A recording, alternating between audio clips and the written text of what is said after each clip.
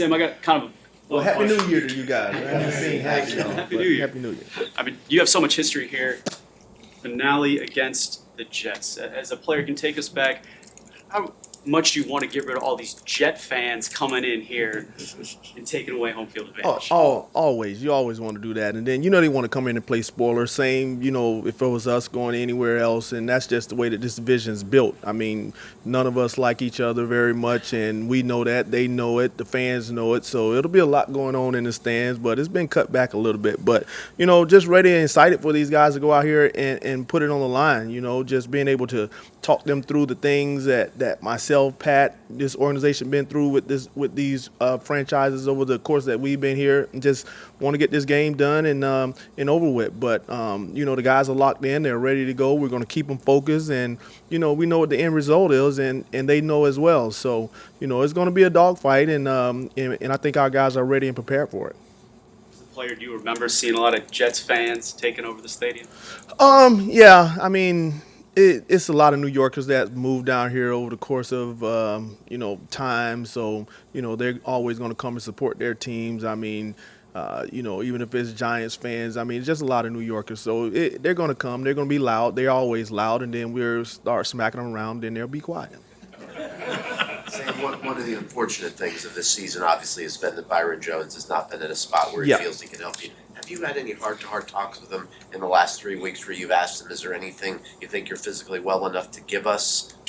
Well, I mean, I haven't. I mean, like I left Mike and the training staff with that. But, just when I first got here, just being able to watch tape on Byron, wishing that I had opportunity to work with him. But I haven't, throughout the course of the off season or not even in the season. So, I think he could have helped us. But, injuries, they come up. Things happen. Some people fight through them. Some people don't. So, but right now we can't really worry about it. We only can worry about the guys that we have here. And that's what I've been doing, trying to focus on the guys that we have. We have a young group of guys here that still needs a lot of attention. So I haven't focused much attention on anybody else unless they would have been here. I have a micro and a macro question for you. The first one is with Noah, a touchdown pass earlier in the previous game. What happened there? It looked like they had kind of a rub route and some motion. What would you like to see better with that? Was that you talking about the jet sweep? What you said? What game? Last Sunday. Yeah. I mean, it was a scheme issue, something that we talked about. One of our things were in certain situations we would, have different levels, and sometimes we would be close to one another. But the communication part, it has to be quicker. It has to be faster, when you're going. And that's why a lot of people do the motions and the jet motions and all those different things. So you don't have an opportunity to really have an opportunity to sit and discuss things. So they move things really, really fast. So that's why pre-snap communication is very important. Really just trying to always communicate with these guys, being able to look across the formation. But because of the situation that he was in, being that he was on the left and they had the safety out to the right, being able to look over there and being able to communicate ahead of time, it just was a situation where they didn't communicate very well. But, things that we worked on in practice, things that we took them through, but just being able to speed the process up and understanding what you're getting, that is the most important part of being these guys understanding how fast it's going to go and how quickly you have to communicate. Big picture with Noah, he was kind of put into action after some injuries early in the season. Then he had some string of inactives, and now he's kind of back playing a bigger role. Where have you seen him growing the most this year? Well, just staying focused. I mean, you throw a guy into the fire, things good, bad happen to him, and then all of a sudden you don't really know what his mindset is going to be coming back. I just like the way he's been consistent over the course of the season. I mean, because any of us, we go out there and it's like, hey, go and play. You make a couple of good plays, and then it's like, oh, you can't play anymore. Now, psychologically, it throws you off. But just being ready, and I just one of some of the things that I always talk about with the young guys, just like that, you can be in the game and ready to go. It happened to me as a rookie, and then you just got to know exactly what the game plan is, being going to go out there and execute it. So with Noah, I'm just really happy that he's had the focus to stay focused, because he could have went left, he could have went right, but he just stayed right down the middle and staying consistent. So had some really good reps over the course of the time that he's been in there. A couple of bad reps, but he's building, he's growing. So very confident and happy that he's able to stay with the game plan and stay consistent when we do have an opportunity to put him in the game. Sam, this is off in a different direction, but as I'm sure you know, last night Zach Thomas was named finalist for the Hall of Fame. Oh yeah, again. about time. Come on, man. We got to get him in there. Are you gonna sit there? Are you gonna help him? You gonna write some scripts to get him in there? Like no, everybody else help all the other guys get in there. We need you guys to help him get in there.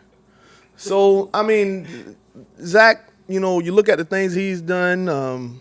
And you look at the guys that's gone before him, I mean, he should have been in there a couple of years ago, but we're going to keep fighting for him. He knows that one day he's going to be in there, and these are the things that we can't control. Some things we talk about all the time, you can't really control certain stuff. This is one of them, but he's eventually going to get in there. Just hope that he would have got in there sooner, but, one day he's going to be in there, and hopefully it's this year. Back at playing in the Dolphins-Jets rivalry, what is your favorite moment and maybe your least favorite moment? The latter of which I think I know which. Winning on a Monday and losing on Tuesday. Yeah.